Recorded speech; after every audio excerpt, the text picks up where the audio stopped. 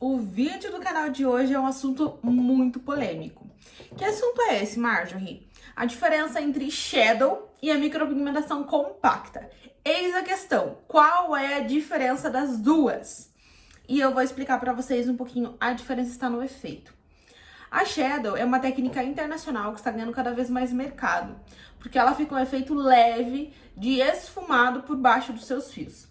Esse efeito leve, ele não tem marcações, então dá uma impressão que realmente é a sombra dos seus próprios fios. E não fica aquela impressão da micropigmentação antiga, que era feita uma compacta, que era algo mais fechado e sem um efeito translúcido. Tá, Marjorie, ok, mas como a gente vai fazer, né, para aplicar a técnica de forma mais translúcida? Eu sempre falo que a diferença da técnica da micropigmentação compacta, né, antigamente, para shadow, tá 100% na técnica que a gente utiliza. Antes, usávamos, né, um índice de saturação maior, deixando o aspecto de um tecido que não dá para ver o fundo. Então, era um tecido assim, ó, fechado. Vocês não conseguem enxergar a margem atrás do tecido. Era um tecido mais fechado, então dava um aspecto mais de marcado na pele. Hoje, com a micropigmentação da shadow, tem um efeito mais translúcido. E esse efeito é como se fosse de um véu, ó.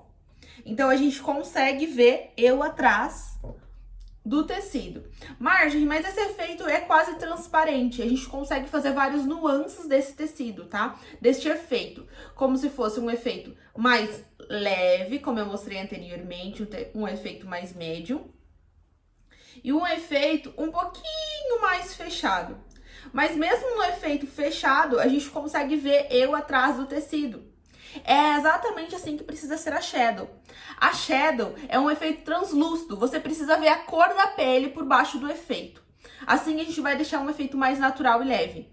Eu vou postar para vocês a seguir a diferença de uma shadow e de uma compacta, a foto para vocês darem uma olhada. E a gente consegue realmente perceber a diferença das duas está 100% na técnica. Então a shadow não vai ficar extremamente marcada, não fica aquela coisa que carrega o olhar e muito pesada. A gente consegue obter resultados naturais e leves fazendo a shadow.